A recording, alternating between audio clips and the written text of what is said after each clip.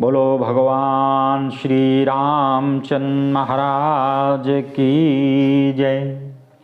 यह सुनकर पार्वती ने मुस्कराकर कहा, हे विज्ञानी मुनिवरों, आपने ठीक कहा। आपकी समझ में शिवजी ने कामदेव को अब जलाया है। अब तक शिवजी विकार युक्त ही रहे। हमारी समझ में तो शिवजी सदा से ही योगी, अजन्मा, निर्दोष, निष्काम और भोगों के त्यागी ही हैं। जो मैंने ऐसा जानकर प्रीतपूर्वक मन, वचन और कर्म से शिवजी की सेवा की है, तो हे मुनिवरों सुनो, मेरे प्रण को कृपा सिंधु शिवजी सत्य करेंगे। आपने जो यह कहा है कि शिवजी ने काम को भस्म कर दिया, यही आपका बड़ा ज्ञान है। हे तात, अग्नि का यह साधारण स्वभाव है कि पाला उसके निकट कभी नहीं जा सकता। समीप जाने में वह अवश्य नष्ट हो जाता है। इसी प्रकार कामदेव और शिवजी को समझना चाहिए। पार्वती जी के वचन सुनकर और उनका प्रेम तथा विश्वास देखकर मुनिगण हृदय में प्रसन्न हुए। वे पार्वती जी को सर नवाकर चले और हिमाचल के पास गए। उन्होंने सब समाचार हिमाचल को सुनाया। कामदेव का भस्म होना सुनकर वे बहुत दुखी हुए। फिर मुनियों ने रति के वरदान की बात कही। उसे सुनकर हिमवंत ने बहुत सुख माना। मन में शिवजी का प्रभाव विचार कर हिमालय ने आदर सहित श्रेष्ठ मुनियों को बुला लिया और शुभ दिन, सूत्र नक्षत्र, सुंदर घड़ी में तुरंत वेद की विधि से शीघ्र ही लगन धरवा ली। फिर वह लगन पत्री हिमाचल ने सप्त ऋषि को दे दी और उनके पांव पकड़कर विनती की। मुनियों ने जाकर ब्रह्मा जी को वह पत्री दी। उसे पढ़ते ही वह मारे प्रेम के हृदय में फूले नहीं समाये। ब्रह्मा जी ने लगन पत्रिका पढ़कर सबको सुनाई। सुनकर सब देवता प्रसन्न हुए। आकाश में फूलों की वर्षा हुई, बाजे बजने लगे और दसों दिशाओं में मंगल कलश सजा दिए गए। सब देवता अनेक प्रकार के वाहन और विमान सजाने लगे। कल्याणप्रद मंगल सगुन होने लगे। अप्सराएं गाने लगीं। शिवजी के गण शिवजी का श्रृंगार करने लगे। जटाओं का मुकुट और सांपों का मोर सजाया। सांपों के ही कुंडल और कंकण पहने, देह में विभूत रमाई। वस्त्र के स्थान पर बाघंबर लपेटा। शिवजी के मस्तक पर चंद्रमा, सिर पर सुंदर गंगा जी, तीन नेत्र, सांपों का यज्ञोपवीत, कंठ में विष, छाती पर मुंड की माला थी। अमंगल वेश होने पर भी वे कल्याण के धाम और कृपालु हैं। हाथ में त्रिशूल और डमरू लिए बैल पर चढ़कर शिवजी चले।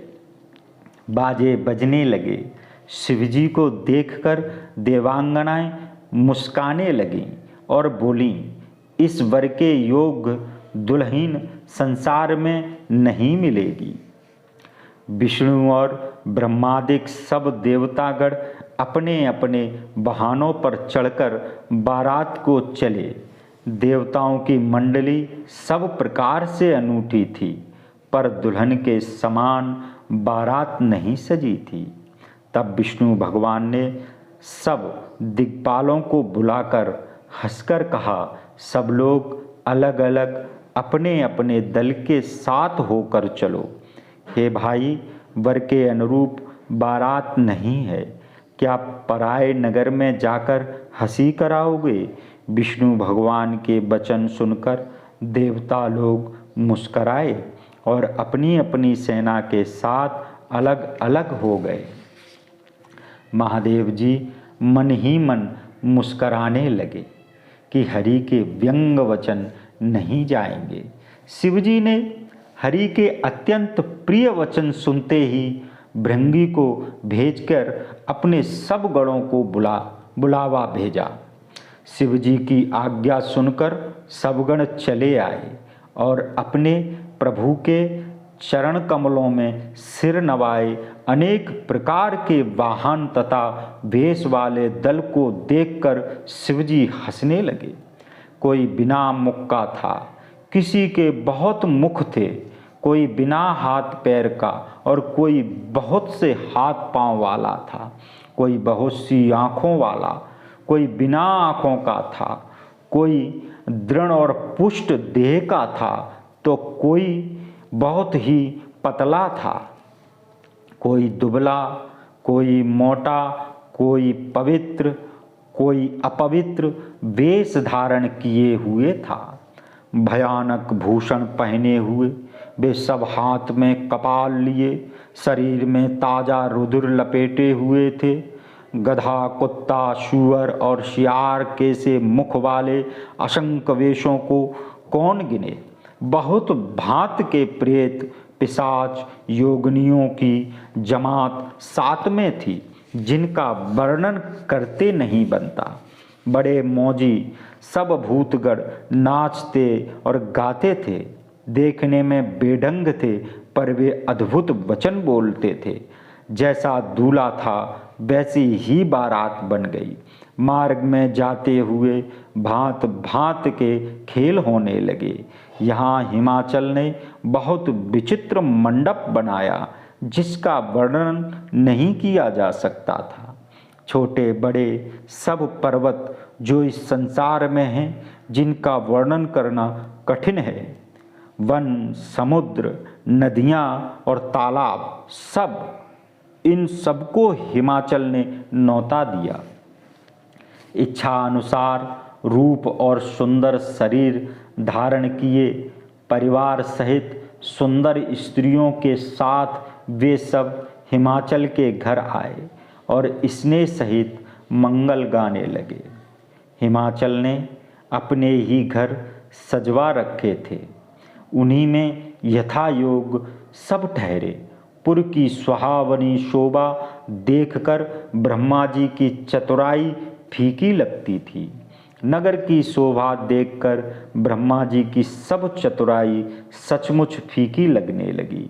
वन, बाग, कुएं, तालाब और नदियों की शोभा कौन कह सकता है, पर घर में मंगल तोरण, पताका और ध्वजा सुशोभित थी।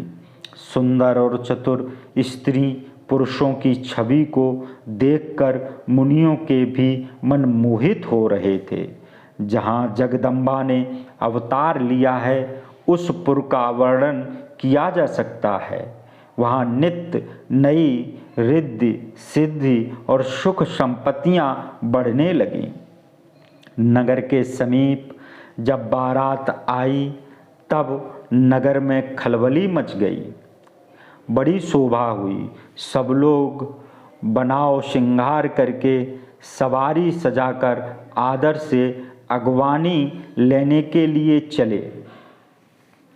देवताओं की सेना देखकर सब लोग मन में प्रसन्न हुए और हरि भगवान को देखकर बहुत सुखी हुए। किंतु शिवजी के समाज को देखने लगे तब उनके सब वाहन डरकर इधर उधर भागने लगे। चतुर बड़े बूढ़े लोग धीरज धरकर वहाँ ठहरे रहे। बालक तो सब जान बचाकर भाग गए। घर पहुँचने पर माता पिता जब पूछने लगे तो भय से कांपते हुए शरीर से बोले, बोलो